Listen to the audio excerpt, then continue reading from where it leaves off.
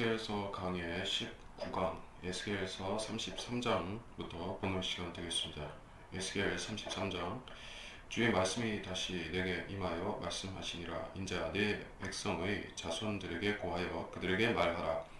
내가 한 땅에 칼을 가져올 때 그 땅의 백성이 그들의 지경에서 한 사람을 택하여 그들의 파수꾼으로 세워 그가 칼이 그 땅에 임하는 것을 보고 나팔을 불어 백성에게 경고하였는데 누구든지 나팔 소리를 듣고 경고를 취하지 아니하여 그 칼이 그에게 임하여 그를 제거하였으면 그의 피는 그 자신의 머리로 돌아갈 것이라. 그가 나팔 소리를 듣고 경고를 받아들이지 아니하면 그의 피는 그의 머리로 돌아갈 것이나 그 경고를 받아들이는 자는 그의 생명을 구할 것이라. 그러나 그 파수꾼이 칼이 임하는 것을 보고서도 나팔을 불지 않아 백성들이 경고를 받지 못하여 칼이 임하여 그들 가운데서 어떤 사람을 제거하게 되면 그는 그의 죄악 중에서 제거되지만 그의 피는 내가 파수꾼의 손에서 구할 것이니라. 선지자들의 역할과 사명이 무엇인가에 대한 말씀인데, 파수꾼이라고 불리고 있지만 파수꾼이라는 것은 적이 외적이 침입할 때 백성에게 경고하고 준비하도록 하는 역할을 맡은 그래서 그 일을 위해서 준비된 사람이 파수꾼이죠. 파수꾼의 역할은 구약 시대에는 누가 했었는가? 바로 에스겔 같은 선지자들이 그들이 파수꾼이었던 것입니다. 그들은 하나님의 경고, 백성에 대한 그 나라에 대한 경고를 담아서 그것들을 전달하고 그들이 회개함으로써 그 재앙을 받지 않게 하거나 또 미리 대비토록 하는 일을 했었던 것입니다. 그래서 이건 일반적인 원칙으로서 교회 시대에도 교회에도 적용이 되는 부분이 있다는 것을 이야기를 합니다. 여기서는 그 땅의 백성이 한 사람을 택해서 세웠다 이렇게 말씀하고 있습니다. 그러니까 이것은 비유법을 쓴 것입니다. 사실은 그 선지자도 그렇고 목사나 또 전도자나 또 하나님께서 세우신 사역자들은 사람들이 투표로 뽑아서 선출해서 세우는 그런 주지사나 수장이나 대통령이나 그런 직종이 아니죠. 하나님께서 친히 지명하시고 기름 부어서 왕과 선지자, 제사장을 세우게 되어 있는데 여기서 비유법을 쓴 것입니다. 자, 3절에 칼이 그 땅에 임하는 것을 보고 나팔을 불어서 경고했다. 자, 이 성경에서 이 나팔이라고 할 때는 나팔은 시대의 큰 변혁을 의미한다거나 어떤 대재앙이 임할 때 그것을 사전에 공표하는 역할을 하는 것이 바로 나팔입니다. 그래서 휴거를 의미하는 나팔도 있고 그것은 고린도전서 사도 바울이 말씀한 그 고린도전서에서 휴거의 나팔, 마지막 나팔이 있고 그리고 계시록에서는 7 천사가 부는 나팔들이 있는데 그 나팔들은 재앙을 예고하는 나팔들인 것입니다. 여기서는 경고하는 나팔이기 때문에 이것은 계시록적이 그 재앙을 경고하는 나팔의 성격이라는 것입니다. 4절에 누구든지 나팔 소리를 듣고 경고를 취하지 아니해서 칼이 그에게 임해서 제거했다. 자, 이것은 그 어떤 이방인들이 그 점쟁이나 무당이나 이런 점을 쳐서 점괘를 알리는 것이 아니죠. 하나님의 그 예언은 100%의 성취 확률을 가지고 있는 것입니다. 무슨 델포이의 신탁이라든지 노스트라다무스나 뭐 진딕슨이 예언을 한다든지 이런 식의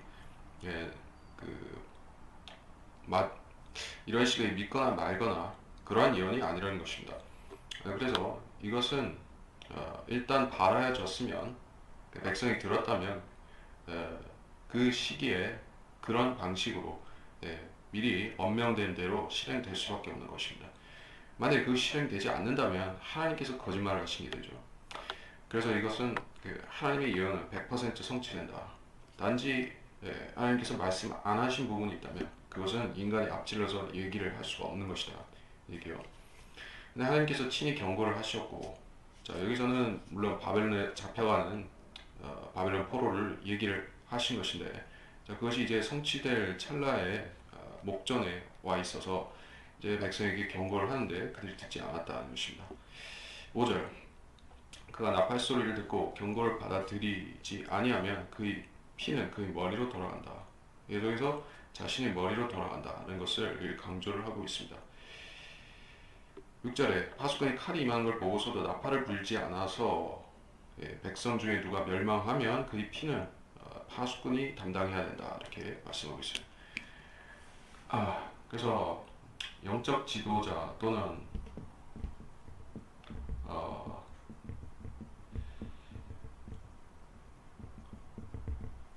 구약에서는 선지자요, 신약에서는 목사. 자, 이 사람들은 그 목양을 하는 역할을 하죠. 그리고 양들은 책임을 져야 된다. 목양이라는 것은 단순히 그 잘해준다, 그 잘 가르쳐서 잘 인도하고 잘 양육하고, 그것은 기본으로서 수행하는 것이고, 자, 비상시에는 어떻게 하죠? 목자나 양들을 위해서 목숨을 내놓는 그 자세가 필요한 것이죠. 그래서 바로 목자장이신 예수님께서 친히 행하신 바로 십자가에서 자신의 양들을 위해서 목숨을 기꺼이 내어주신 그 지도자의 본을 받아서 목사들도 그와 같이 실행해야 되는 것이다. 그러니까 자신을 아끼는 목자가 있다면, 그리고 양들을 대신에 자기 대신에 방패막이로 쓰는 그런 자가 있다면 그 자는 사이비인 것이요, 하나님이 세우신 목사가 아닌 것입니다. 여기서는 그런 사이비 목사를 얘기하고 있습니다. 정작 경고해야 되고 이제 위기의 순간이 닥쳐와서 백성을 경고해야 되는 그런 순간에 와서 입을 닫고 있다 하면 그 목사는 바로 가짜 목사인 것이요. 그렇다면 지금 이 시대는 목사들이 무엇에 대해서 목소리를 높여야 되는 시기인가 하는 것을 제가 생각하고 따져보자면은, 지금은 재림, 그러니까 주님께서 공중 재림하셔서 거듭난 성도들을 데려가시고 교회 시대가 이제 막바지에 다다른 그러한 시점에 와 있습니다. 그것이 실질적으로 우리의 눈앞에 가까이 와 있고 펼쳐져 있습니다.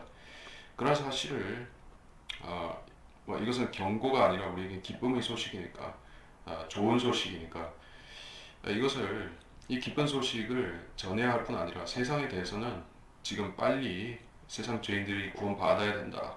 시기가 이미 꽉 찼다. 더 이상 미룰 수가 없다.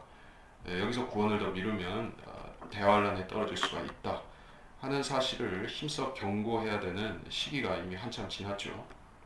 그런데 목사들이 하고 있는 것은 전혀 딴판인 것입니다. 세상에 관여하고 있죠. 세상을 사랑하지 말라고 했는데, 세상의 것들도 사랑하지 말라고 했는데 그렇게 행하고 있는 것이요. 돈을 사랑하는 것이 모든 악의 뿌리라고 했는데, 교인보다들 숫자를 그 돈의 액수로 환산해서 그것을 혼들이 구원보다 더 중시하는 목사들이 즐비하다 하는 것은 바로 이 에스겔서의 말씀과 같이 이 거짓 목자들이 지금 횡행하고 있다는 현상을 보여주는 것입니다. 그래서 그 양들이 피 흘리는 책임은 목사가 지게 되어 있다. 그래서 이 선지자라든지 목사는 그런 책무가 있기 때문에, 자기가 맡은 사람들에 대한 책무가 있기 때문에 그렇게 쉽게 지명되지도 않고 쉽게 감당할 수도 있는 직분이 아닌 것입니다. 실패하게 되면 혹독한 대가를 치러야 되고, 물론 성공적으로 수행하게 되면, 신실하게 수행하게 되면 하나님께 큰 상을 받는 것입니다. 목자들이 상을 받는 것이요. 7절, 그러므로 인자야, 너를 이스라엘 집에게 파수꾼으로 삼았으니 너는 내 입에서 말을 듣고 나로부터의 경고를 그들에게 전하라. 내가 악인에게 말하기를 오 악인아, 너는 반드시 죽으리라 하였을 때, 만일 내가 악인에게 그의 길에서 떠나도록 경고하여 말하지 아니하면 그 악인은 그의 죄악 중에서 죽을 것이나 그의 피는 내가 내 손에서 구할 것이라. 그러나 내가 그 악인에게 그의 길에서 돌아서도록 경고하였는데도 그가 그의 길에서 돌아서지 아니하였다면 너는 그의 죄악 중에서 가진 죄에서 죽을 것이나 너는 내 혼을 구했느니라. 그러므로 오늘 인자 이스라엘 집에 말하라. 너희는 이같이 일러 말하기를 만일 우리의 허물과 죄들이 우리에게 있어 우리가 그 가운데 쇠약해지면 우리가 어찌 살 수 있으리요 하라.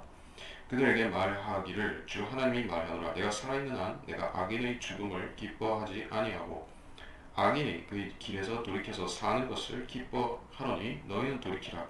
너희는 너희 악한 길에서 돌이키라. 오 이스라엘 집아 너희가 어찌하여 죽으려고 하느냐 하라. 이스라엘 집에 파수꾼으로 삼았다. 바로 이것이 앞에 단락의 말씀이 에스겔 본인에 대해서 주님이 하신 말씀이었다는 것입니다. 이스라엘 집에게, 그러니까 이스라엘 전체에게 그렇다 하는 것이요. 자, 한 지역 교회를 담당하는 것도 참 어깨가 무거운 책무일 텐데 한 민족, 그것도 하나님께서 신정국가 민족으로 세우신 그 전체 집단을 위한 파수꾼이라고 하면 책임이 얼마나 무거울 것입니까? 그래서 모세도 그것이 무척 힘들었던 것입니다. 그러나 하나님의 말씀을 전파하는 것은 괴롭거나 슬프거나 힘들거나 수많은 반대와 핍박과 박해에 부딪힌다 할지라도 반드시 실행하고 수행하지 않으면 그 선지자는 하나님의 심판의 대상이 되기도 하는 것입니다. 자, 그래서 경고해야 된다. 누구에게 경고하는가? 악인에게 말하기를 너가 죽으리라 이렇게 경고하라는 것입니다. 자, 복음이 신약의 은혜의 복음이 필요한 대상이 선하고 착하고 인자하고 좋은 성품을 가진 그런 사람들이냐, 아니면 주로 술 마시고 폭력과 또 음란함과 가증스러움에 있는 그러한 사람들에 대해서, 즉 세리와 창녀와 같은 사람들에 대해서 주님께서 친히 자신이 모범을 보이셔서 그 사람들을 아끼셨던 것처럼 그 멸망하는 타락한 혼들을 위해서 복음을 전해야 되는가? 당연히 복음을 전하는 대상에 있어서는 어떠한 차별도 있을 수가 없지만, 그러나 복음이 가장 절실하게 필요한 사람들은 죄 가운데서 허우적대고 있는 그러한 실질적인 죄인들인 것입니다. 악인들인 것입니다. 조폭이나 이런 사람들이 구약시대 기준으로 하자면은 그때 악인들이었었습니다. 조폭이나 창녀나 이런 악인들을 말하는 것이요. 자, 물론 신약시대에 와서 이제는 악인의 범주가 완전히 달라졌죠. 그 악인, 의인, 악인 나누는 기준이 구약시대에는 착한 사람, 진짜 착한 사람, 선한 사람, 이웃을 도와주는 사람. 악인은 역시 구약시대에는 폭력, 음란, 또 사탄 숭배 이런 것을 직접적으로 하는 사람이 악인이죠. 이게 신약시대에 와서는 이 사람들도 경우에 따라서 악인이 될 수 있다. 자, 이런 사람을 지금 차별 없이 하나님께서 정죄하신다는 뜻은 아니고, 그런 사람들이 지금 복음 앞에 공평하게 섰을 때 이쪽 사람들이 복음을 받아들이면 하나님께서 의인으로 받아주시고, 이 선한 쪽, 착한 쪽 사람들이 복음을 거절하면 그들은 구약시대의 그 악인들만큼이나 가증하게 된다는 것입니다. 그러니까 복음 앞에서 그 개인의 선하고 착하고 그런 의의는 전혀 의미가 없게 됐다는 것입니다. 그런 차이점을 우리가 인식을 할 적에, 그러니까 본문에서 말하는 악이나라고 하는 것은, 이것은 그 착한 사람이 복음을 거절하는 그 의미에서의 악인은 아닌 것이요. 구약시대에 그야말로 율법을 지키지 않고 하나님을 무시하고 사는, 또 우상 숭배를 하는 그러한 악인들을 말씀하고 있는 것입니다. 자, 구약 시대에는 하나님께서는 그렇다면 구약시대는 그 악인들에 대해서 제 멋대로 사는 발람이나 카인이나 또 그런 그 악인들에 대해 파라오나 느부갓네살이나 이러한 악인들에 대해서 하나님께서는 무관심하셨느냐? 결코 그렇지 않다는 사실이 발견되는 책이 바로 요나서이죠. 요나서에서 하나님께서는 그 당시에 가장 그 흉포하고 가증하고 우상숭배 및 모든 세상의 그 폭력적인 것들이 다 모여져 있는 니느웨라는 도성을 하나님께서 구원하시고자 선지자를 보내셨던 것이요. 하나님께 의인은 사랑하시고 의인은 복 주시고 악인은 벌 주신다는 그 사람의 전통적인 생각, 욥기에도 욥의 세 친구들이 그렇게 생각했듯이 그 전형적인 하나님의 의인은 사랑하시고 악인은 미워하신다는 그 기준이 하나님께서 거기에서 제시한 바에 따르면 악인도 하나님께서는 멸망하는 것을 안타까워하신다는 그 사실이 제시가 됨으로 인해서 요나는 혼란스러웠던 것이요. 그리고 또 싫었기 때문에 거부했던 것입니다. 자, 에스겔도 마찬가지일 수가 있습니다. 악인에게 경고하는 것은 참으로 힘든 일이 될 수가 있어요. 그 사람이 멸망하는 것을 의인들은 보기를 원하는 것이요. 그렇게 악하고 가증하게 살았던 사람이 구원을 받고 똑같은 선인과 똑같은 자격으로 하나님께 받아들여진다면 그것이 사람들의 생각으로는 용납하기 힘든 것입니다. 자, 신약 시대에도 구원은 거저받고 선물로 받고 또 악하거나 선하거나 복음 앞에서 복음의 명령에 순종하고 예수 그리스도를 구주로 믿기만 해도 하늘나라에 갈 수 있다 하게 되면 많은 사람들이 그거는 불공평하다. 어떤 사람은 하늘나라에 갈 자격을 갖추기 위해서 부단히 노력하고 열심히 살았음에도 이 단지 복음을 믿지 않았다는 이유로 지옥에 가는 반면 또 어떤 사람은 허랑방탕하게 살다가 마지막에 복음을 믿고 구원을 받아 하늘나라로 갈 수 있다면 그것은 불공평하다라고 생각하는 것입니다. 사람들의 생각은 거기까지인 것이요. 하나님께서는 모든 사람이 구원을 받고 진리 지식에 이르기를 원한다고 말씀하셨는데 사람들이 생각하는 것은 이보다 훨씬 스케일이 작다는 것입니다. 하나님은 문자 그대로 모든 사람이 구원을 받는 것을 원하시는데 사람들은 하나님께서 진짓 그렇게 말씀해 보신 것이다. 원치는 않지만 하나님다워 보이려고 그렇게 말씀하신 것처럼 생각하는 것 같습니다. 그렇지가 않습니다. 하나님께서는 진심으로 또 진정으로 그렇게 되기를 원하신다는 것이에요. 자, 우리가 전하는 복음은 그런 스케일의 복음이고 또 그런 하나님의 심정이 담아져 있는 복음이라는 것입니다. 그래서 그 사실을 우리가 거부하게 되면 전파하는 종의 자격이 없어지는 것이요. 구약적으로는 선지자의 자격이 없는 것입니다.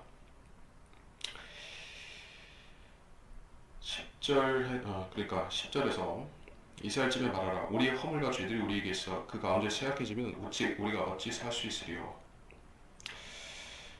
죄는 그 사람을 강하게 만드는 것이 아니라 약하게 만드는 것이다 라고 말씀하고 있습니다. 악인들은 자기들의 죄악이 자기를 더 강하게 만들어준다 라고 생각을 하고 하나님을 멀리하는 것을 볼 수가 있습니다. 복음 전파는 어리석다, 복음은 어리석다 라고 생각하는 사람들에 대해서 사도 바울은 역설적인 진리를 말씀하고 있죠. 바로 고린도전서 찾아보겠습니다.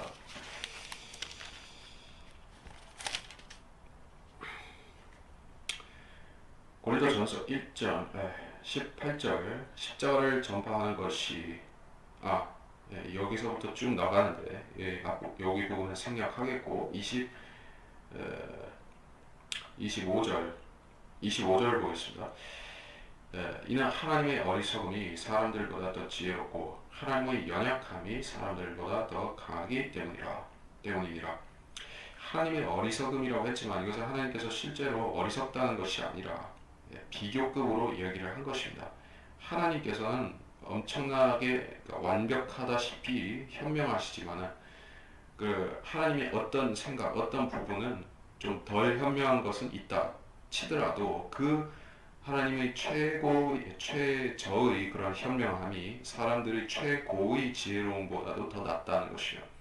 하나님께서 즉 아무리 어리석은 생각을 실없는 생각을 간혹 하셨다 할지라도 그 생각조차도 사람들보다는 수만 배 현명한 생각이라 이런 뜻인 것입니다.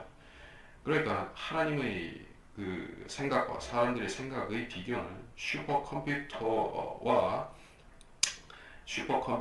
이 개미 지능을 비교하는 것과 비슷하다. 그 정도의 격차가 있다는 말씀인 것이요.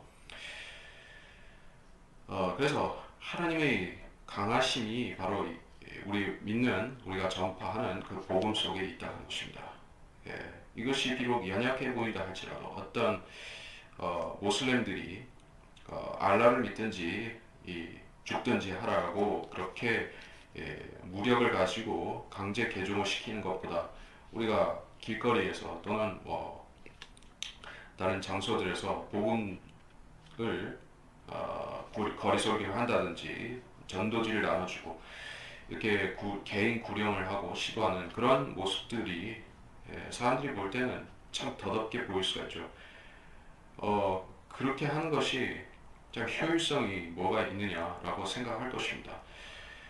차라리 순복음 교회에서 하듯이 교회 나오면 물질 축복을 받고 자식이 잘 되고 그렇게 사람들 꼬드겨서 또 실질적으로 수만 명을 모아서 그렇게 교회를 하는 목사들처럼 갖은 감언 이설과 육신적인 깨를 내어서 그렇게 하는 것이 교회 장사를 차리는 것이 더 현명해 보일지인데 사람들 앞에 그것이 당장 밥이 되는 것도 아니고 떡이 되는 것도 아니고 돈 나오는 것도 아니고 그런 예수 그리스도를 믿으라 영접하라고 그렇게 전하는 것이 어리석게 보일 것입니다. 그러나 그것은 최고 현명한 것이에요. 왜냐하면 이것이 하나님께서 십자가에서 이루신 온 인류를 구속하는 하나님의 지혜이기 때문에 우리가 이것을 하나님의 지혜로 받아들여야 되는 것이요. 11절 그들에게 말하기를 주 하나님이 말하노라 내가 살아있는 한 내가 악인의 죽음을 기뻐하지 아니하고 악인의 그 길에서 돌이켜서 사는 것을 기뻐하노니 너희는 돌이키라.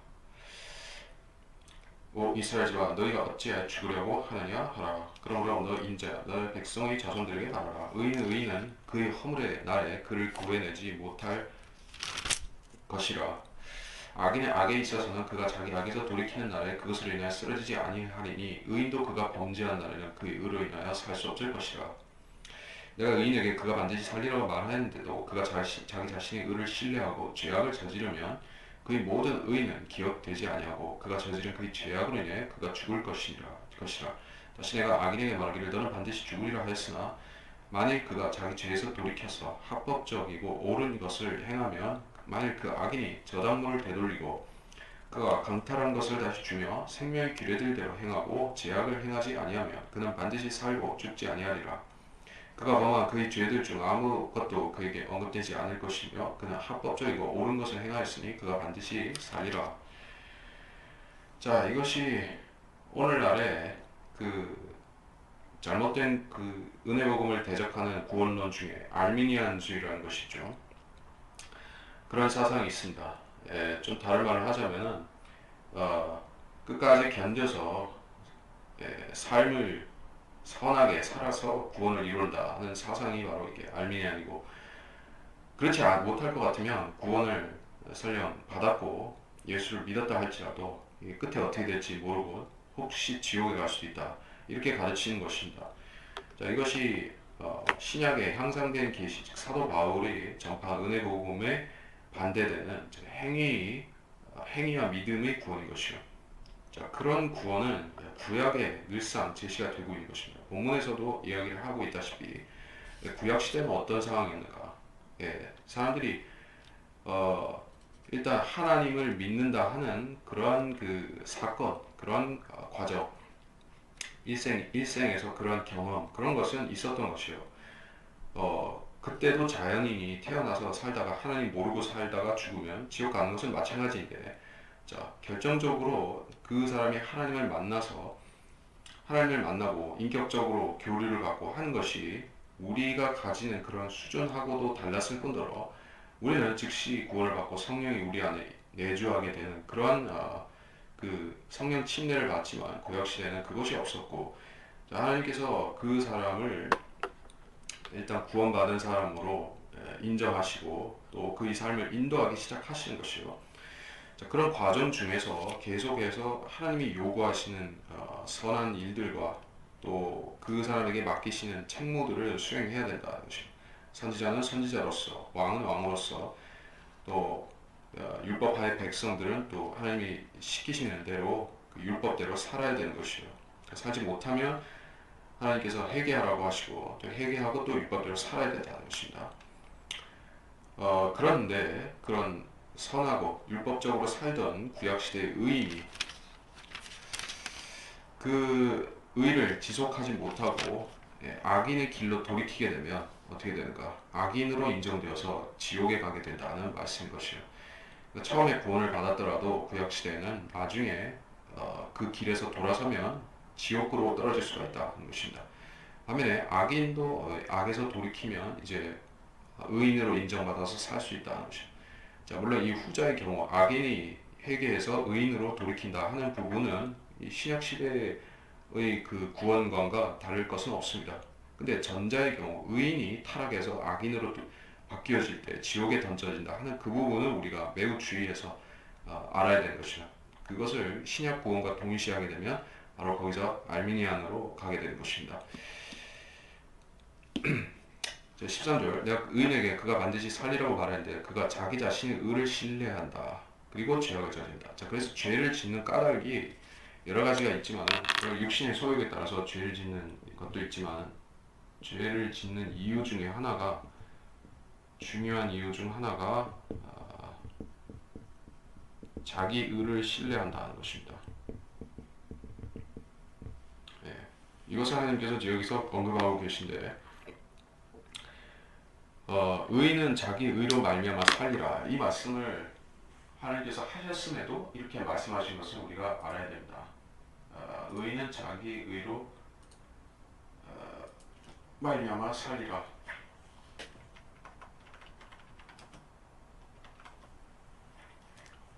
자기 의가 아니라 자기 믿음이죠. 예. 하박국 2장 4절에 뭐라, 마음이 교만한 사람은 그 안에 정직함이 없느니라. 그러나 의인은 자기 믿음으로 말미암아 살리라. 자, 그렇다면 구약시대 의인은 예수 그리스도를 믿는 믿음이 아니라 자기가 하나님을 자기 나름껏 신뢰하는 그런 신뢰를 말하는 것이, 그 믿음으로 구원을 받는다. 그게 자기 믿음인 것이요. 우리의 믿음은 우리가 하나님을 내 나름 잘 믿는다는 것이 아니라 예수님이 십자가를 통해서 내가 십자가를 바라보고 구원을 받아서 또 십자가를 통해서 내가 하나님과 아버지와 아들, 그리고 내가 하나님을 아바 아버지라 부르는 그런 관계 형성을 통해서 내가 지속적으로 하나님과 관계를 갖는 것이요, 교류를 하는 것입니다. 성령께서 나 안에 내주하신 것이요. 모든 것에 십자가가 관련되어 있죠. 예수님이 십자가를 빼면 우리의 믿음은 이게 본질이 사라져버린 것이요. 근데 구약시대에는 그것과는 상황이 달랐기 때문에 자기 믿음입니다. 그래서 어떤 면에서는 구약시대의 의는 자기 자신의 의라 이렇게 말을 할 수도 있겠지만, 이것저것 구분할 필요가 있다는 것이요. 자기라는 것, 셀프라는 것, 사실 하나님은 의로우시나 사람은 모두 죄인이죠. 이건 신약이나 구약이나 다를 바가 없습니다. 구약 시대에도 자기 의를 행한다고 해서 자기가, 그 사람 자체가 하나님과 상관없이 의롭게 될 수 있습니까? 그냥 하나님 모르고 살면서 그냥 착하게 이웃 잘 돕고 그렇게 살면 그 사람이 의인이 되느냐 하는 것이요. 그렇지 않다는 것을 우리가 발견하는 중요한 책이 바로 욥기죠. 욥기는 왜 그런가? 자, 이때는 물론 율법 시대가 아니었습니다. 아브라함 정도 아니면 그 어간의 시대였었고, 그때는 이방인들이 있었죠. 유대인은 없었습니다. 그래서 그 사람들은 이제 율법을 모르기 때문에 그냥 양심 시대라고 하죠. 그 시대를 양심 시대이면서 물론 족장 시대로 넘어갔습니다만, 구원론에 있어서 여전히 양심 시대에 속해 있었던 것이요. 욥도 양심을 통해서 하나님을 알고 추구하고 섬겼던 것입니다. 근데 욥이 양심적으로 산다 하면서 다른 뭐 바알을 섬겼다, 아스타롯을 섬겼다 하면 그 욥이 선하고 착한 사람이었을까요? 아니다는 것이에요.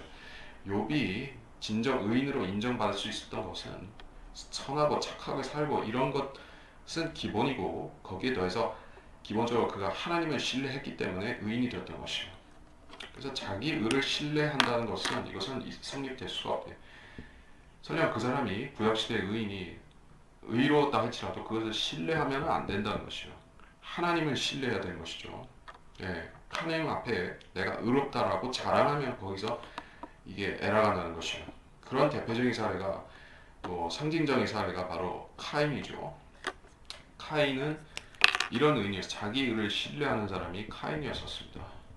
예, 카인 같은 사람, 또는 파라오 같은 사람, 모세를 대적한 파라오 같은 사람, 이런 사람들의 특징이 무엇이냐? 양심의 화의를 만든다는 것이에요.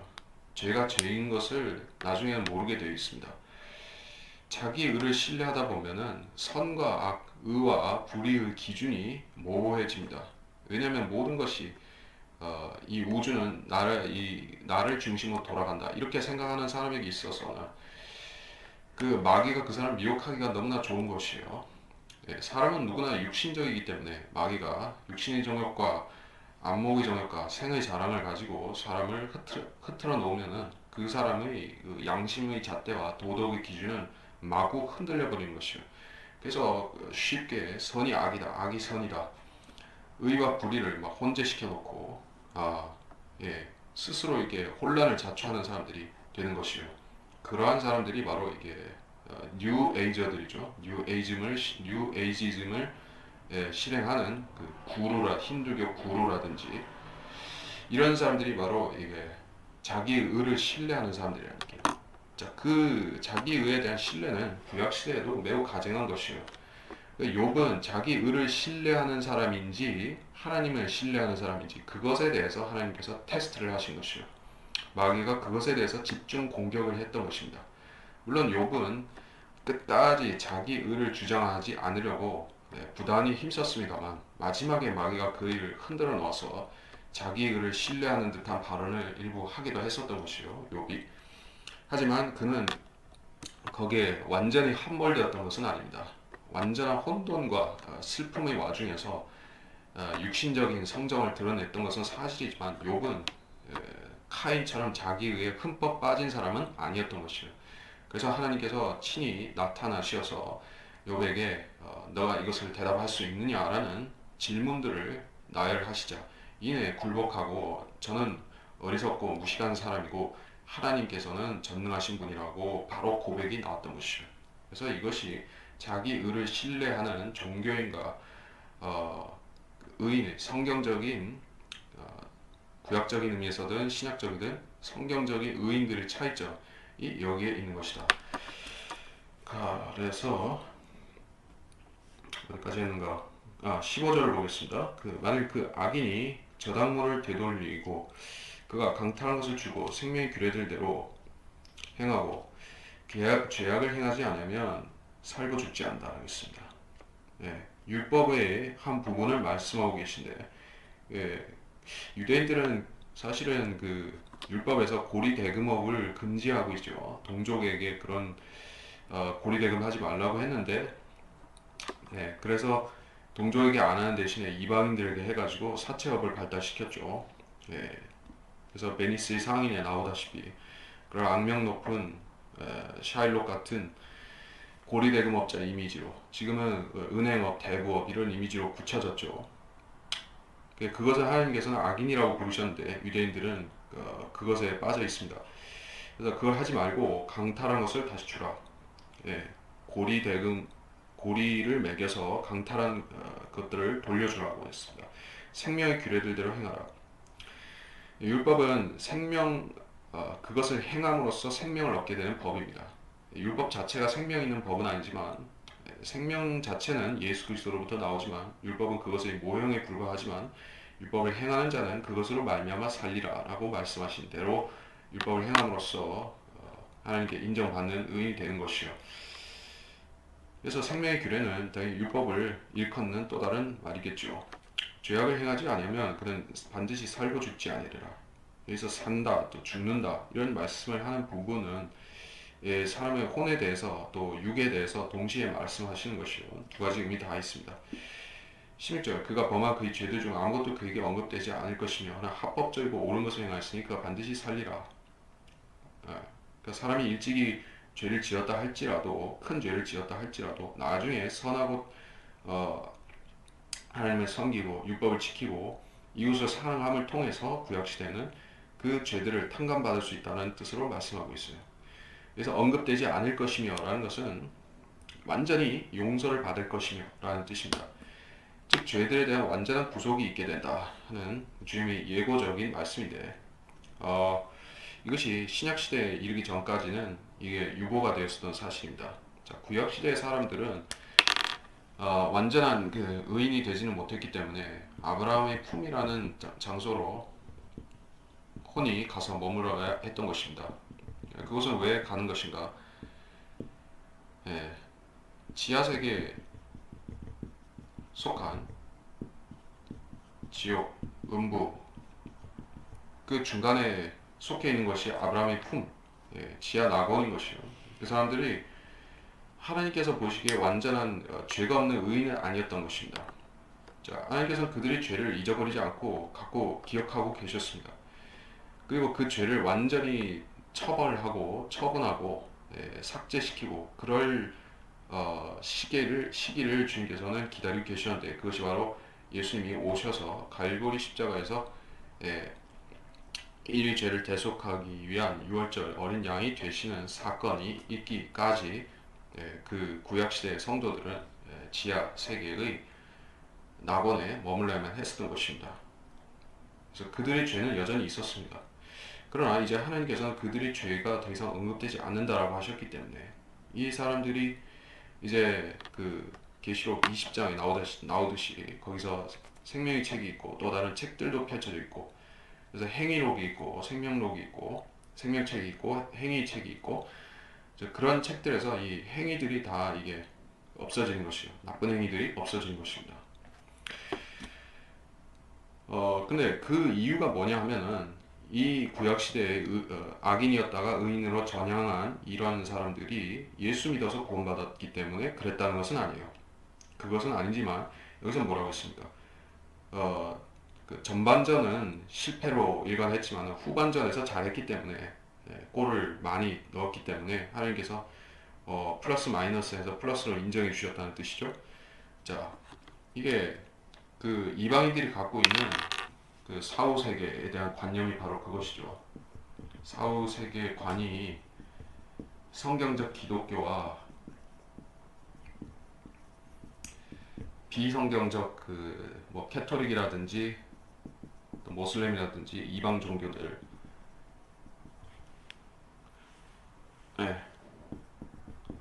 이 갖고 있는 사후세계관이 완전히 다른 것이요. 자, 우리는 성경적 기독교에서는 심판은 이쪽 편에서 끝나야 된다. 혼의 구원과 관련된 심판은 여기서 끝. 여기라는 것은 죄인이 살아있는 동안에 끝난다는 것이요. 다시 말해서 그 사람이 예수를 생애 중에서 예수 그리스도를 영접하느냐 마느냐에 따라서 거기서 종료된다는 것이요. 죽고 나면 거기에 더 이상 뭐가 언급되는 것이 없다는 것입니다. 그래서 예수를 믿었냐 믿지 않았냐에 달려있지 그 사람이 선하고 착하게 살았는가 그 선한 행위 착한 행위를 플러스 마이너스 해봤더니 흑자가 나와서 적자가 나와서 지옥에 가는 사람 흑자가 나와서 하늘나라 가는 사람 그렇게 나뉘어진 게 아니라는 얘기예요. 그래서 이방 종교 조로아스터교라든지 이런 종교에는 뭐 천칭을 생각하죠. 이게 선이 있고 악이 의가 있고 죄가 있는데 여기다 저울추를 올린다는 것이요. 그래서 그 사람이 의보다 악이 무거우면은 이 천칭이 악쪽으로 기울어지면은 그 사람은 지옥으로 떨어지고 의로 기울면은 그 사람은 하늘나라로 가고 이런 뜻이에요. 그러면 이 천칭에 들어가는 의는 그 사람의 의겠죠. 왜 그럴 수밖에 없는가?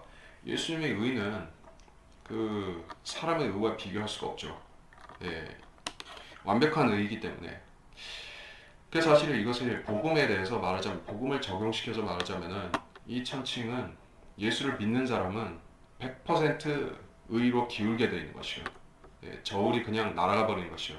뽀개져 버리는 것입니다. 그러니까 우리는 그런 심판을 받는 것이 아니고, 예, 그렇다면 이런 류의 심판을 받아야 되는 사람들이 있는가? 있을 수는 있다는 것이요. 어떤 사람들인가? 그 행위로 판단을 받는 사람들이 있죠. 그러니까 믿음이 개입이 안 되는 사람들, 믿음 X 100% 행위 가지고 행위로만 구원 여부를 판단받는 사람들이 있다. 바로 이 천년왕국 동안에 살았던 그런 그 혈과 육을 가진 사람들.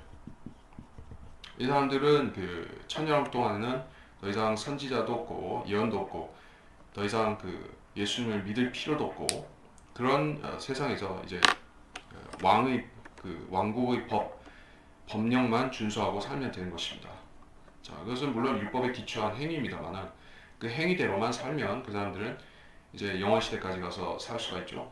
그리고 백보자 심판석에서 이 행위를 판단해서 잘못된 사람은 지옥에 갈 수도 있고, 예, 그런 개념이 성립할 수가 있는데 믿음에 있어서는 즉 이 시대에 예수 그리스도를 믿고 구원받는 데 있어서는 행위를 가지고 판단하지 않는다는 것이요. 구원 여부는 거기서 나뉘어지지 않습니다.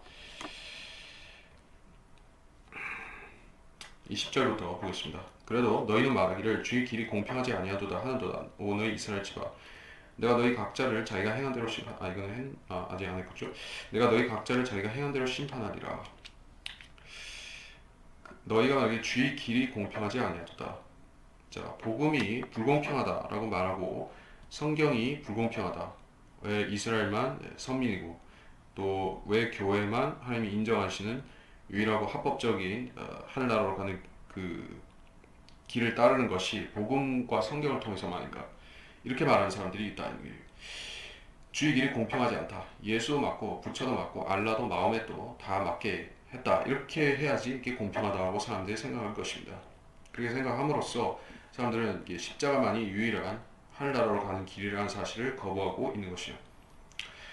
그래서 이스라엘집만 그렇게 생각하는 것이 아니라 육신적인 사람들 그리고 복음을 거절한 사람들은 다 이렇게 생각하고 있습니다. 그래서 그런 사람들은 모두 자기들이 그 생각 때문에 심판을 받게 되는 것입니다. 그 생각 자체가 하나님을 거짓말쟁이라고 부르는 것이죠. 공평하지 않다 또는 거짓말쟁이다. 하나님께서는 결코 거짓말하실 수 없다라고 이미 사도 바울이 로마서에서 말씀하고 있죠. 제가 그것을 읽지 않겠고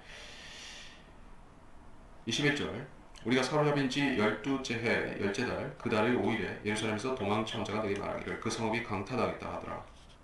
그 도망친 자가 오기 전날 저녁에 주의 손이 내게 있어 내 입을 여시니가 그가 아침에 내게 올 때까지 하셨으니 내 입이 열림으로 내가 더 이상 잠잠치 아니하였도다. 주의 말씀이 내게 임하여 말씀하시니라. 인자야 너는 이스라엘 집의 인자 이스라엘 땅에 있자 상망한 곳에 사는 자들이 고하여 말하기를 아브라함은 한 사람인데도 그 땅을 유업으로 받았도다. 그런데 우리는 수가 많으니 그 땅을 우리에게 유업으로 주신 것이라 하는도다. 그러므로 그들에게 말하라. 주 하나님이 이같이 말하노라. 너희가 피와 함께 먹고 너희 우상들을 향하여 너희 눈을 들고 피를 흘렸으니 너희가 그 땅을 차지하겠느냐? 너희가 너희 칼에 의지하여 가증함을 행하였도다. 너희는 각자가 자기 이웃의 아내를 더럽혔으니 너희가 그 땅을 차지하겠느냐? 너는 그들에게 이렇게 말하라. 주 하나님이 이같이 말하노라. 내가 살아있는 한 상마옷에 사는 자들은 반드시 칼에 쓰러질 것이요 들판에 거하는 자들은 내가 짐승들에게 내주어 먹히게 하리라. 산성과 굴에 사는 자들은 전염병으로 죽으리라. 내가 그 땅을 아주 황폐하게 두리니 그 힘의 허세가 그치리라. 이스라엘의 산들이 황폐하게 되어 아무도 지나갈 사람이 없으리라. 그들이 범한 그들의 모든 가증함으로 인하여 내가 그 땅을 아주 황폐하게 둘 때 그들은 내가 주인 줄 알리라. 예루살렘이 강타당했다. 도망친 자가 와서 말할 적에 그 전까지 에스겔이 벙어리가 되었었다가 이제 입이 열리는 이적이 나타났었습니다. 그래서 뭐라고 말씀하는가? 그 상막한 곳에 사는 자들이 광야에 거하는 자들이 아브라함은 한 사람인데도 받았다. 우리는 수가 많으니 우리에게 이 땅이 주어졌다. 이렇게 말한다라고 했습니다. 어, 유대인들이 가장 존경하고 위대하다고 생각하는 몇몇 인물들 중에서 모세와 거의 그 동격 하고 그 이상이 아브라함이죠. 모세는 그 국가적인 이스라엘을 낳은 국가의 아버지라고 할 수 있겠고, 아브라함은 육신적 혈통에 있어서 그 조상들 중에서 으뜸이고 아버지죠. 그런 위대한 아브라함이 그런 위대한 아브라함이 실제로 이스라엘 땅을 유업으로 받았습니까? 본인이 그 땅을 차지하고 유업으로 누렸느냐, 다스렸느냐 그런 뜻이요. 자, 받기는 받았는데 그것을 실제로 누리거나 통치하거나 자기 소유로 선언하거나 그렇게 하지는 못했습니다. 그는 단지 아브라함은 약속의 땅 한 귀퉁이에서 이방인들 틈에서 더부살이하다시피 그렇게 에, 어떻게 보면 좀 모질하게 살았던 것이요, 부족하게 살았던 것입니다. 근데 여기서는 이 사람들이 상당히 좀 착각을 하고 있다는 부분을 우리가 알 수 있습니다. 그래서 받았는데 실제로 그 아브라함이 그것을 차지한 것은 아니다는 사실을 여기서 빼먹은 거라는 것이죠. 우리는 수가 많으니 우리에게 주신 것이라. 자, 유대인들은 이미 그 땅을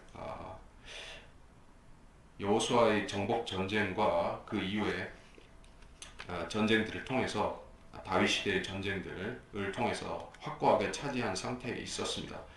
그러나 그 상황이 오히려 역전이 되어서 일찍이 여호수아 때부터 빼앗았고 확정지었던 땅들을 이제 하나님의 심판과 징계로 말미암아서 차례로 이방인들에게 내어주고 수치를 당하고 있는 지경에 있었던 것이에요. 그러니까 이 사람들이 정직하게 말하는 것이 아니다는 것을 알 수 있죠. 아브라함은 그 땅을 실제 차지하지는 못했지만 하나님이 주신다는 약속을 강하게 신뢰하고 믿고 버텼던 것이고, 지금 이 유대인들은 하나님께서 이 땅을 우리에게 주신다는 그 약속을 순수하게 믿어서 힘써 버티겠다는 것이 아니라 자기들이 힘을 믿고 있다. 이 사실을 주님이 지적하고 있다는 것이에요.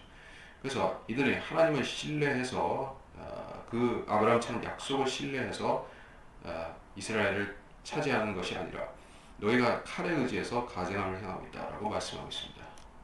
그래서 어떤 나라든 어떤 민족이든 또는 문명이든 간에 칼의 힘에 의존해서 무력이 강한 것을 믿고 또 하나님의 공의를 실행하지 않는 또는 복음을 배척하는 그러한 나라가 있다면 그 나라는 하나님께서 가정해 보시고 그 나라를 유념해서 심판하시는 것이요.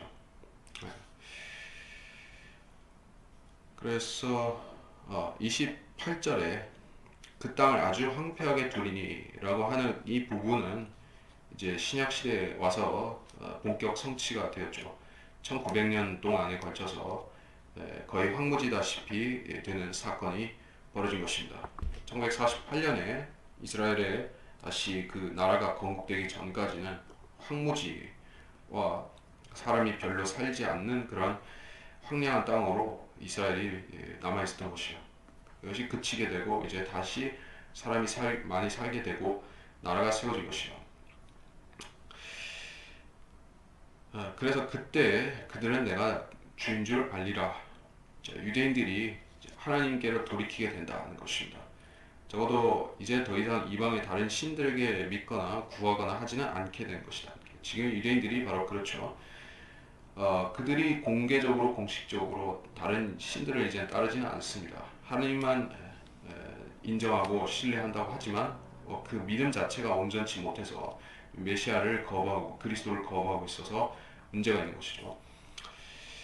30절 너 인자야 또 내 백성의 자손이 아직도 담 곁에서 집 문에서 너를 거역하여 말하나니 서로 말하여 각자 자기 형제에게 말하기를 오라 내가 청하노니 주께로부터 나오는 말씀이 무엇인지 들어보자 하는도다.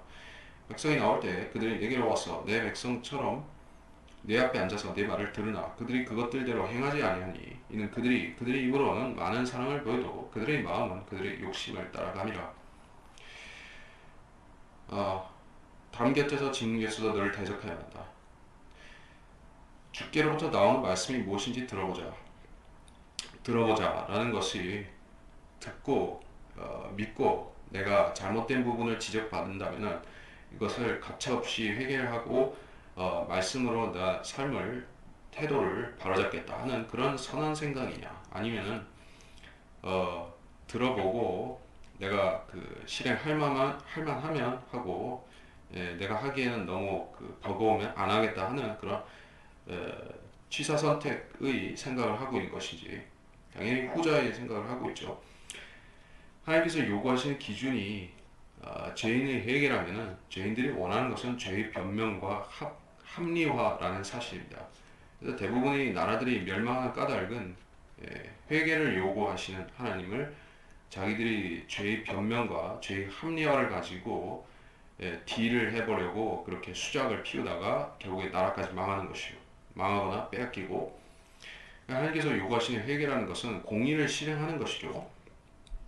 자, 그래서 우리가 예수 그리스도를 믿고 영접할 때 하는 그 생명 얻는 회개를 할 때, 비록 지금은 어떠한 행위도 요구가 되지 않습니다. 그러나 우리가 그리스도인으로 살아갈 적에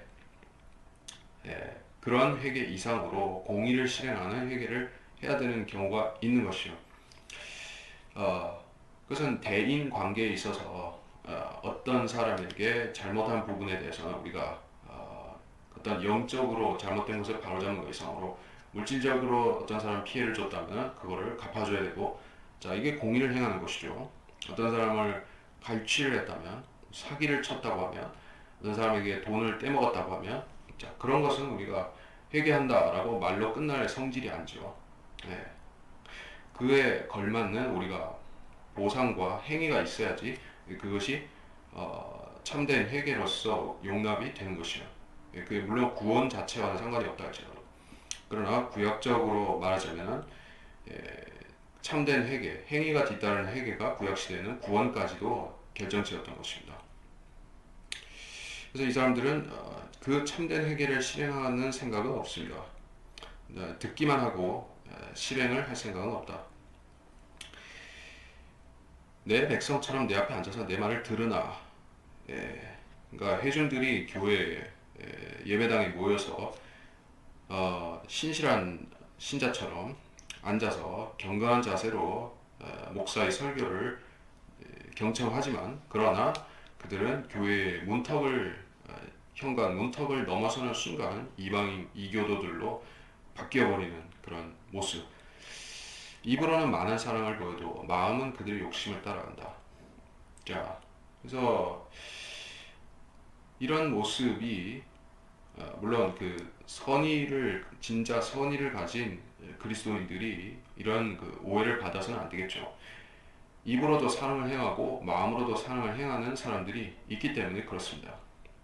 그러나 우리가 일단은 이 시대에 우리가 성경대로 행하고 성경대로 믿는 그리스도인들을 가짜 교인들로부터 구별하는 방법은 일단 입으로 판단하는 것이 아니라 그들의 교리 그리고 그들의 행위를 가지고 판단하는 것이 맞다는 것이에요. 왜냐하면 말은 너무나 변질을 시킬 수 있고 오도할 수 있고, 또 지금은 심리학을 가지고 사람들의 마음을 혼동을 시키기 때문에 뭐 상담이라든지 심리학을 가지고, 또는 심지어 마술적인 기법을 가지고 사람들을 교묘한 말로 현혹을 시켜서 그 교주들을 따르게끔 하기 때문에 입으로는 많은 사랑을 보이는 사람들이 우리가 쉽게 판별하기가 어렵게 된 것이고, 마귀는 한 가지 방식으로만 죄인들을 미혹하는 것이 아닙니다. 성경들을 믿는 사람들은 항상 악인을 책망하고 거짓 교리를 책망하고 이단들을 책망하고 있습니다. 그러나 그렇게 하면 그 이단들과 거짓 교리를 전파하는 마귀의 목사들은 자기들의 교리를 또 수정을 합니다. 왜냐하면 많은 사람들이 그들의 거짓말을 계속 신뢰하도록 만들기 위해서 심지어 성경들을 믿는 것처럼 위장하는 경우도 있다는 것이요. 그렇게 되면 아주 분별하기가 힘들어지는데, 그러나 마지막으로 판별할 수단은 그들의 행위라는 것이요. 그들의 행위는 전혀 복음 전파나 진리 지식을 증거하는 것과 가르치는 것과는 동떨어진 욕심을 만족시키는 데 있다는 것을 우리가 그들의 행위를 관찰해 보면 알 수가 있다. 32절 보라 내가 그들에게 아름다운 음성을 지니고 악기를 잘 다룰 수 있는 사람이 아주 사랑스러운 노래같이 되나니 이는 그들이 내 말을 듣고서도 그것들을 행하지 아니함이라. 이것이 이루어지리니 보라 이 일이 이루어지리라. 그때 그들은 선지자가 그들 가운데 있는 것을 알게 되리라. 자, 기독교 방송, 기독교 TV, 케이블 TV, 기독교 라디오 방송 이런 것들을 보면 이 현대식 교회, CCM이라든지 경배 찬양 이런 것들을 또 메탈 음악들을 가지고 들어온 교회들을 보면 설교의 비중보다 그 경배와 찬양의 비중이 현저히 높다는 것을 알 수가 있습니다. 자, 하나님을 기쁜 마음으로 경배하고 찬양하고 하는 게 뭐가 나쁘냐? 당연히 그것은 전혀 나쁠 것이 없고 오히려 좋은 것입니다. 예, 권장돼야 하는 것이요. 근데 첫째는 그들의 수단과 방법이 잘못된 것이고, 즉 북이라든지 꽹가리가 저 메탈 악기를 치고 북치고 이런 것은 이게 방법 자체가 경건치 못한 것을 사용하고 있을 뿐더러 또 세상 유행가, 뭐 세상 발라드 노래 이런 것에 그 가사만 기독교적인 것, 저기 성경적인 것으로 약간 체인지해서 그걸 가지고 기독교식 그 블루스, 기독교식 유행가를 이런 식으로 한다든지 이건 방법이 틀렸죠. 물론 하나님께서 형식을 가지고 사람 판단하는 것은 아니지만 그 사람이 아무리 진정성을 가지고 하나님을 경배한다고 치더라도 아무리 내가 그 진정으로 하나님을 섬기겠다고 나온다 할지라도 술 마시고 나와서 예배를 본다면 알딸딸하게 취한 상태로 하나님 찬양한다면 그게 진정한 예배가 되겠느냐 하는 것과 같은 것이죠. 세상의 방식을 버리고 우리는 하나님의 방식대로 해야지 그게 영적으로 인정을 받을 수 있는 경배인데 지금은 노래하고 춤추고 이런 것에 교회들이 흠뻑 빠져 있어서 마치 여기서 말씀하시듯이 아름다운 음성을 지니고 악기를 잘 다루는 사람, 즉 음악가, 뮤지션들, 뭐 기타 치는 사람들 이런 사람들이 이제 교회에서 각광받는 시대가 이미 되었습니다. 그런 조류, 그런 물결은 이미 20세기에 미국과 한국의 은사주의에서부터 시작이 되었고 지금은 한국 교회도 그렇고 전 세계 교회에 보편화되어 있습니다. 그래서 그 결과 어떻게 되는가? 노래라는 건 어떻습니까? 설교하고 노래하고 뭐가 차이점이 있습니까? 노래라는 것은 흥을 돋구기 위해서 하는 것이 특히 이 세상의 그 세상의 발라드라는 것 이런 노래들은 세상 흥을 돋구고 하기 위해서 영을 위해서 부르는 것이지 그 가사를 가지고 무슨 교훈을 받는다든지 깨우침을 받는다든지 뭐 그런 건 없다는 얘기예요. 여러분이 뭐 사랑과 이별의 노래, 뭐 유행가를 듣고서 거기에서 인생의 교훈을 배우고 뭐 그렇게 합니까? 그런 건 없어도 그냥 감정적으로 흥에 취하면 그걸로 끝이죠. 예, 그런 그 센티멘탈한 감정에 빠지기 위해서 그걸 듣는 것이요. 그래서 그 기독교식 유행가를 실행하는 교회에서 보면 어떻게 될까? 분위기가 결국에는 감성 위주로 흘러가게 된 것이요. 그저 흥에 빠져서 흐느적 정신적으로 그렇게 멘탈이 흐느적거리는 사람들이 꽉 메우고 있는 것이요.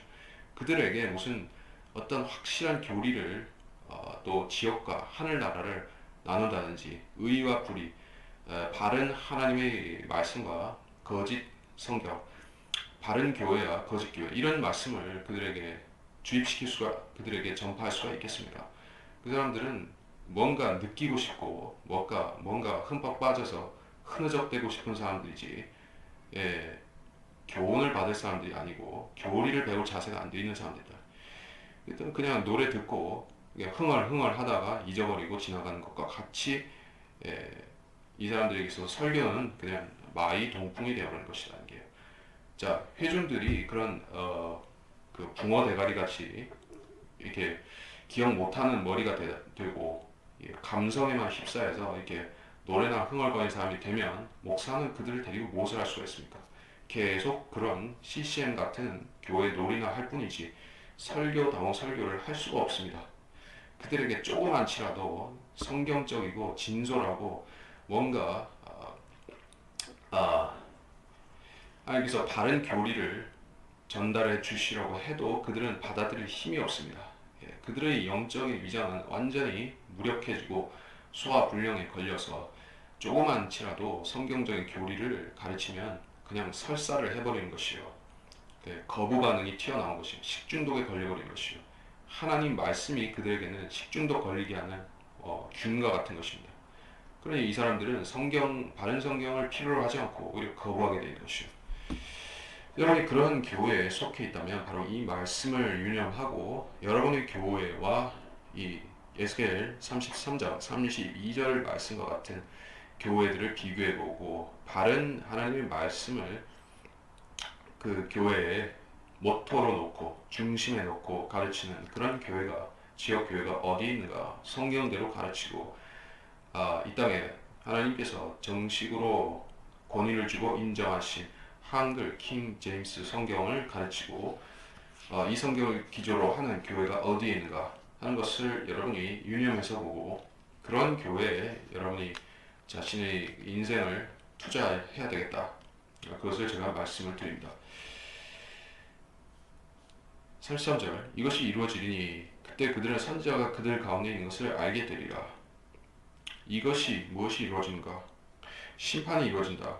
앞에서 말씀했던 바 땅이 황량하고 황폐하게 되고 그 이스라엘 땅이 황무지가 되는 사건이 일어날 때 그때 바벨론이 쳐들어와서 예루살렘을 불사를 때 성전을 약탈해 갈 때 그때 그들은 알게 될 것이다. 누가? 에스겔이 그들의 참 선지자였다는 사실을 알게 될 것이라고 말씀하고 있습니다.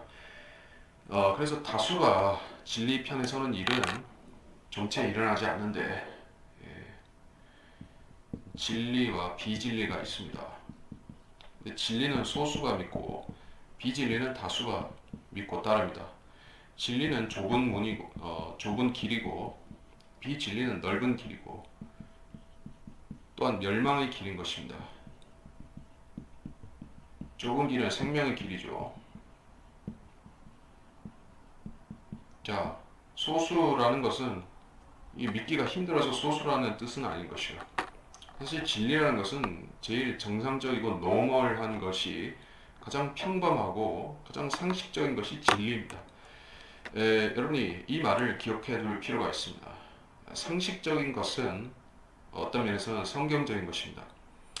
그러니까 저는 진화론이라든지 또는 무신론 같은 몰상식, 비상식, 전혀 말이 안 되는 그런 헛소리 그런 것은 상식의 범주에서 빼고 얘기한 것이요. 일상적인 상식, 즉 뭐냐, 그 소설이나 드라마나 영화에 나오듯이 권선징악의 그런 스토리 구조. 자, 이것은 진리와 상관이 있죠. 모든 것은 결국에 악인들의 심판을 받고 의인들은 상을 받게 된다. 권선징악이다. 예. 모든 신화들과 소설들과 동화들은 다 그런 기조 위에 만들어졌죠. 또 성경의 원칙을 응용한 것이에요. 그 진리는 어떤 면에서 이렇게 상식적인 것입니다. 모든 사람들이 양심에 다 들어가 있습니다.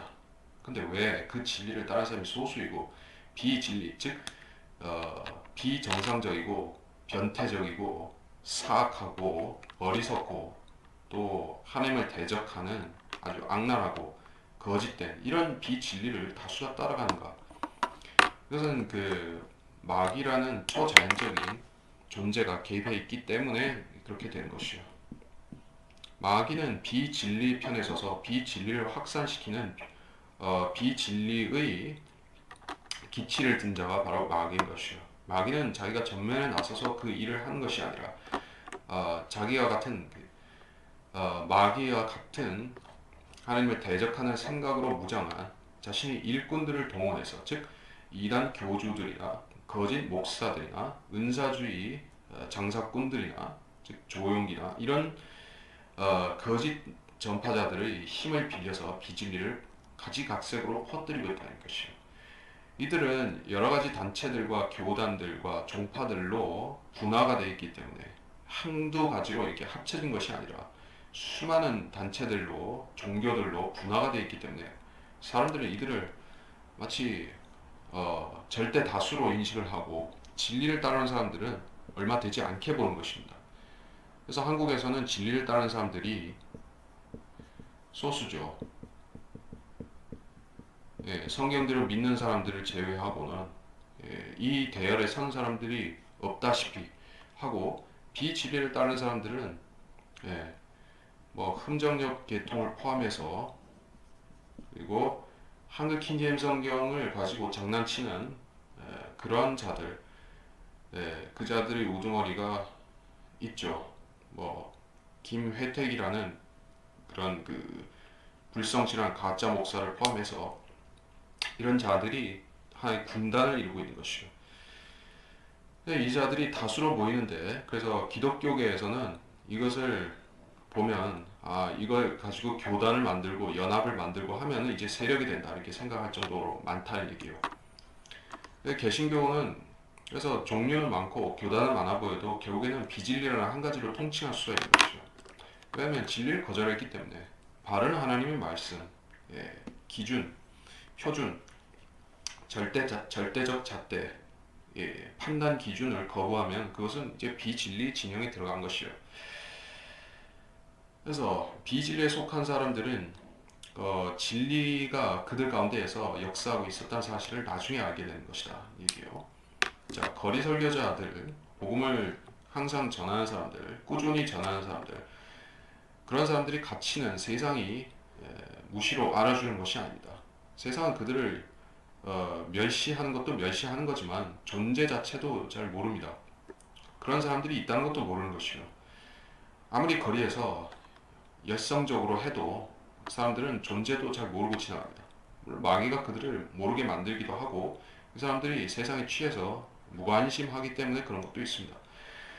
근데 위기의 순간이 오게 되면 즉 성경에서 경고하신 결정적인 사건들이 닥쳐오게 되면 다시 말해서 교회 시대가 끝난다든지 휴거가 일어난다든지 이제 더 이상 은혜 복음이 전파되지 않는 때가 온다든지 이제 좋은 시절 가고 나쁜 시절이 온다든 이런 식으로 되게 되면 그때는 사람들이 이제 발등에 불이 떨어지니까 호들갑을 떨게 되는 것이죠. 그때 거리에서 예수 그리스도를 믿으라고 은혜로 구원을 받으라고 했던 사람들이 있었지 라는 생각을 그때는 하게 될 것이다 이 얘기예요. 그래서 그리스도인들이 지금 자기들이 하고 있는 일들의 가치를 성경대로 믿는 그 그리스도인들이 지금 세상으로부터 인정받겠다, 세상에서 메달을 받겠다, 뭐 노벨 평화상 받듯이 세상에서 상 받겠다 하는 생각을 하고 있다면 그것은 버려야 될 꿈이라는 것이에요. 세상은 그리스도인의 가치를 모릅니다. 우리는 하나님께서 인정하시면 우리 그리스도인들이 성경적으로 볼 때 우리의 가치는 세상에서 빛이요 또 소금과 같은 역할을 합니다. 즉 가장 요긴하고 가장 필수적인 존재인 것인데 세상은 그것을 알 리가 없습니다.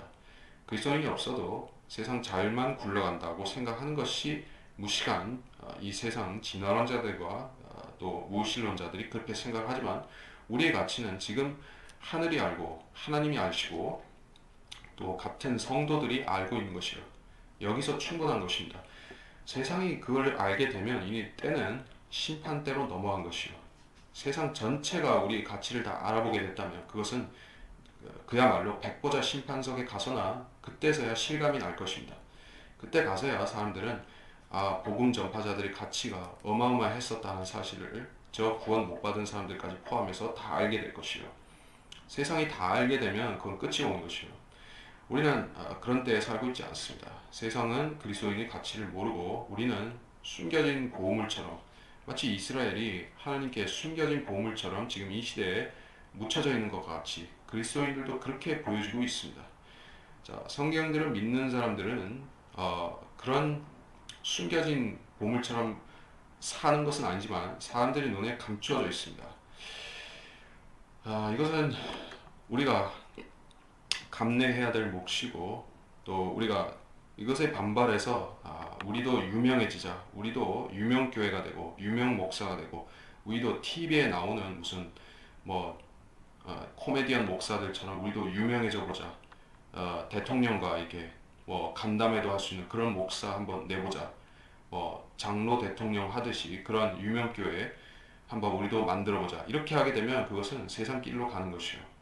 자, 우리는 지금은 인정을 받을 수가 없고 또 인정받으려고 해서도 안 된다 하는 것을 제가 마지막으로 강조를 하면서 이번 시간을 마치겠습니다.